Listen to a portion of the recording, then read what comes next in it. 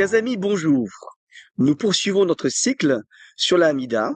Nous venons de quitter la bracha numéro 4 qui concernait la quête d'intelligence et nous emboîtons le pas sur la bracha numéro 5 qui nous parle du retour. Regardons la traduction mot à mot de cette bracha. Ashivenu avinu le Toratecha. Fais-nous revenir notre Père, ve korvenu malkenu lavodatecha, et rapproche-nous, notre roi, à ton service, vachazirenu bichuva shelem alefanecha, et ramène-nous d'un repentir total devant toi, Baruch ata Hashem, harotse bichuva, tu es source de bénédiction Hashem, qui agrée le repentir. Alors, première question, quel est le lien qui lie la bracha précédente de la demande d'intelligence à cette bracha de la tchouva? C'est très simple.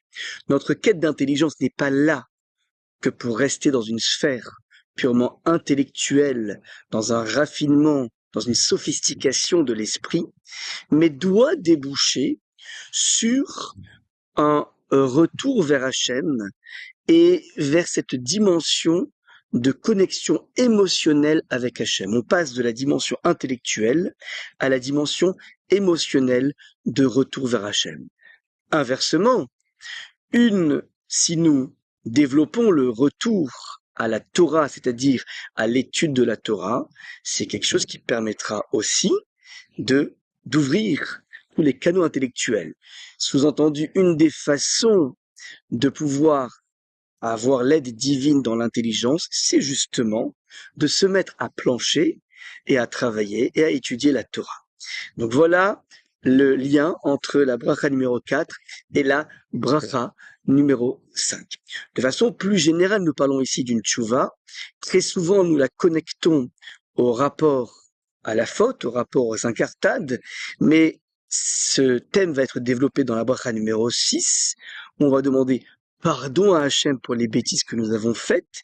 Et là, donc, nous parlons ici d'une tchouva qui est peut-être plus générale et qui serait une nouvelle définition de mon rapport aux choses bien que je fais déjà et dans lesquelles, même si je les fais bien, je vais intégrer un peu plus de conscience de la présence de Dieu pour éviter de rentrer dans un service de mitzvot anashim elumada, les mitzvot faites de façon routinière.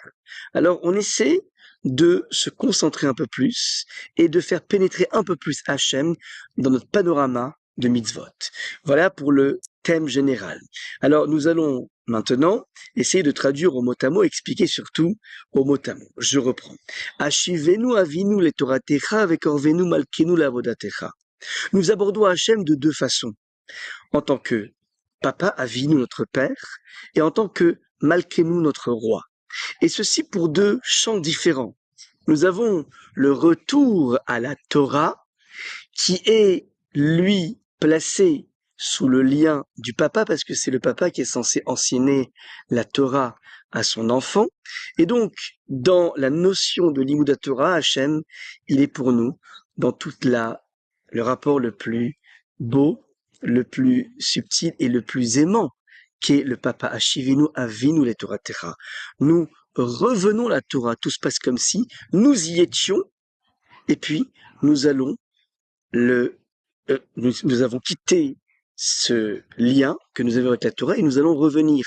Alors on fait évidemment écho à ce fameux Midrash qui nous enseigne que lorsque nous étions dans les entrailles de notre maman, dans le fœtus, alors nous avions une connaissance totale de la Torah.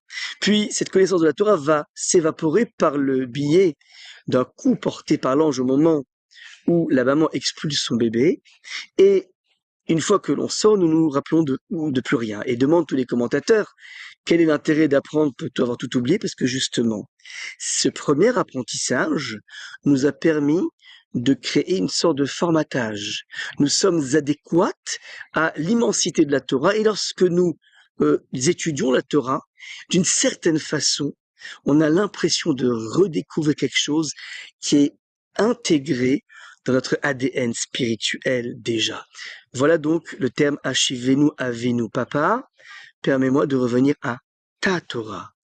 Vekorvenu Malkenu Lavodatecha, et rapproche-nous, notre roi, de ton service. On ne dit pas revenir, mais se rapprocher. Parce que personne ne peut se targuer d'être arrivé au top en termes de service divin. Nous sommes tous dans une démarche, nous sommes tous en devenir, on n'est pas un tzaddik, on devient un tzaddik, et c'est un devenir permanent, ce n'est jamais un état. Vekorvenu malkenu lavodatecha, vachazirenu bitshuva shelema, et ramène-nous dans une tchouva shelema complète. Quelle est la différence entre la tchouva incomplète et la tchouva complète? Eh ben, c'est très simple. La tchouva classique, qu'on pourrait appeler non complète, c'est la faculté à arrêter de faire ses bêtises et emboîter le pas dans un nouveau chemin de vie qui sera marqué par le respect de tous les préceptes d'Hachem. C'est un premier pan de la tchouva. Mais il existe une étape encore plus belle dans la tchouva, c'est être capable de comprendre que toutes les bêtises que j'ai pu faire ne font pas que partie d'un passé, mais c'est un passé que je peux réincorporer pour éviter de vivre dans une existence fragmentée, du avant et après, un peu comme White Watchers. Il n'y a pas de avant et après, nous sommes une continuité permanente et toutes les zones de brisure que nous avons mises en place, à nous, lorsque nous avons la maturité du Baal Tshuva, de pouvoir comprendre que si je suis passé par ces lieux tellement lugubres, c'est que peut-être une fois que je me serai construit, je pourrais revenir sur ces lieux lugubres et expliquer aux personnes pourquoi il s'agit de chemin de perdition. Ça, c'est la véritable tchouva qui est capable de réincorporer son passé lugubre pour en faire un tremplin de connexion pour aider les autres. Ça, c'est la tchouva la plus belle qui existe. Et on a cette ambition, et on le demande au moins 3 fois par jour, Achazirenu bitchouva shelema lefanecha. Nous finissons la bracha par Baruch ata Hashem, harotse bitchouva. Hachem désire la tchouva. Attention, il n'y a pas marqué que Hachem marzir bitchouva, nous fait revenir à la tchouva. Il ne nous oblige pas. Il nous facilite le terrain. Il est extrêmement intéressé à ce que nous revenions, mais il nous ne forcera jamais la main. On ne force jamais la main à un Baal Tchouva, à un individu. C'est lui qui doit prendre ses responsabilités en main. Et lorsque je suis à l'origine de mes choix, on aura ici une tchouva qui est longue, qui est pérenne, qui est franche, qui est sincère et qui est massive. Et c'est ce que Hachem désire ardemment.